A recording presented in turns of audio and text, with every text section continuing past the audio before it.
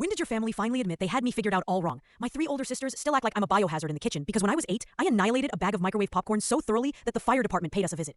They're 15, 13, and 12 years older than me, and apparently decided that made them my lifelong supervisors. Ever since, they treated anything that produces heat or requires stirring like it's forbidden territory for me. At family dinners, they refuse to let me do anything beyond folding napkins. If I walk within 3 meters of the stove, Diana clamps onto my shoulders and redirects me like I'm a malfunctioning Roomba. Not again, she says, loud enough for whoever is nearest to join in the judgment. 2 years ago, my grandmother turned 85, and everyone gathered at Rebecca's place. I showed up with a small box in my hands, and Diana immediately stopped me at the door and patted me down like she was doing border control. When she found the box, I told her it was just some macarons I'd made. All 3 sisters exchanged that synchronized judgment glance they've perfected over the decades.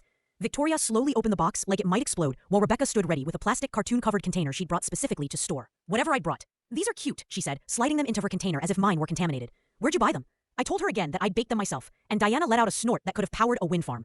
She announced loudly that I was playing pretend chef again.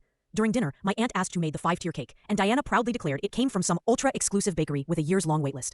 Our baby sister brought something too, she added, pointing to my macarons, now locked under a glass dome labeled "Do Not Eat" in blinding red marker.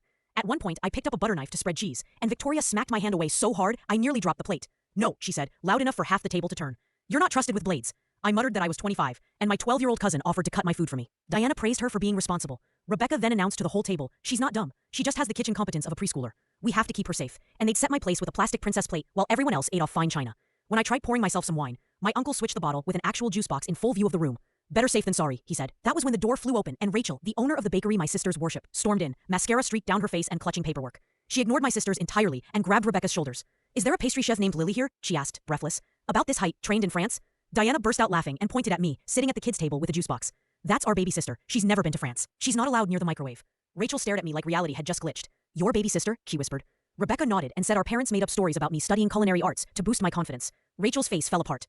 The Lily who apprenticed under a French master? She said. The one who charges $100,000 minimum for wedding cakes? The entire room froze. My juice box slipped out of my hand. Diana tried to laugh it off by bringing up how I once undercooked chicken at age 12, but Rachel barreled toward me and literally dropped to her knees beside my chair. Please, she said, sobbing. I just lost a massive wedding contract because they insisted on hiring you, and if I lose another high-profile client, I'm finished. Rebecca's champagne glass shattered. Victoria whispered something about me being a danger to cereal. Rachel shook her head, crying harder. Your sister has cost me millions. She's the only person in the country who can make a croquembouche that survives humidity. I have clients begging for her.